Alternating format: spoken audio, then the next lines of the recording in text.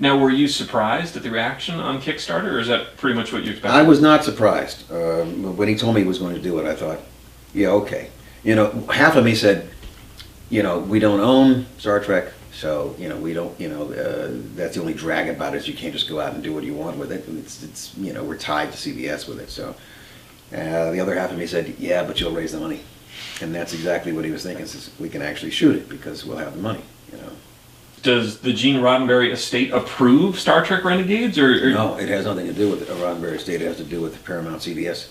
They own the publishing rights and the copyright to Star Trek. It's that simple. You can't sell one iota of anything Trek without, you know, their permission. But for something like Renegades, do they have any creative input? Are they shepherding your project at all? They have nothing to do with it at all. Oh, cool. Okay. No, it's you know, it's an independent project. And, you know, they keep a close eye on it just to see what's going on with it, but they can't, you know, they can't really stop you from doing it legally. They just, as long as you keep, you know, as long as you don't sell it, that's the main thing. Well, that's cool.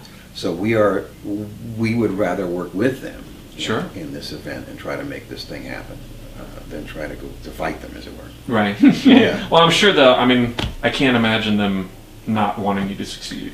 Yeah, you know, it's not. It has no effect for them on them, right? Unless, of course, the reaction is such that they might say, "Well, you know, this is worth putting on," and that is something that, you know, saves them all the grief and worry and money and work if they can put this thing on and give us a budget. And let it's like a free pilot, basically. It's basically what it is. Yeah.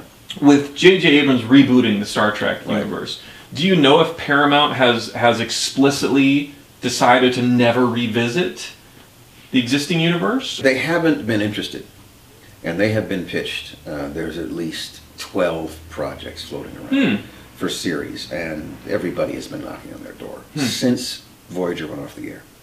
And they simply have not bitten on any of those.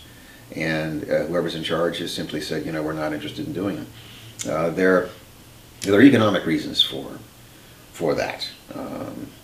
Number one, I mean, if they shot this project, it probably wouldn't be shot here in the States. Probably wouldn't be shot here because of the cost. Really? There are no science fiction series being shot in the States. It's financially prohibitive to produce a science fiction show in California right now. Even in the U.S.? Even in the U.S. Wow. Because because of the cost of building the sets and the gadgets and the post and everything else, in return for that, typically science fiction series don't garner the largest percentage of the population. The viewership is much higher for everything from CSI to, you know, Honey Boo Boo, whatever.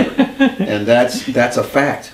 Honey Boo Boo is more cost effective than building that. And you know, all of your studios and production companies, unlike the old days, are run by bean counters, man. People in suits and ties. And it's a subsidiary of some giant corp. They just want to see money. They just want to say, what's the, hey, that didn't make anything. What's that doing on? So, you know, Trek and a lot of the sci-fi series are not in the top 20, top 25, top 30 shows. And if they're not, you know, they're not only not going to stay on, they're not going to shoot them. You have to operate at a loss for a certain number of years before you make your money back on a series like that. So, I know shows that have been cut that are nothing more than half-hour comedies, and they stop because they can't afford them. They don't want to spend the money. They could afford them, they just don't want to spend the bread, even if the shows are good. So if Trek is not in the top 10 or top 15, if it was, you'd have one every network would have. Right. But it's not. So you have to consider the fact that down the line they're gonna, you know, it's a matter of how much they spend on them. And if they can shoot them in Toronto, you know, which is where they would go. Yeah. And the budget would be a lot less. The actors would be paid less. Everything would be less. Right. That's what they would do in order to put the show on. Huh. Yeah. That's the way it works. So then why do it? Well, I mean, we're doing it as an independent project. What's happening is that the internet and television, of course, is going to blend. And every network now has their own internet channel. Yeah. So all that's going to end up being is the internet. And that will change how these shows are produced. And they will simply pay less and less for them to be done. And that's going to be it. And then they can run them on the internet, or they can run them, you know, as a possible series.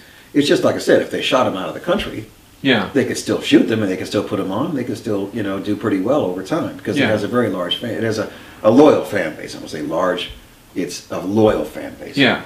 Yeah. They've got great distribution overseas. That's guaranteed. That's locked up. Then they've got merchandising. So they can make money on this thing. But they will probably prefer not to do it in the States. They'll probably try to do it outside.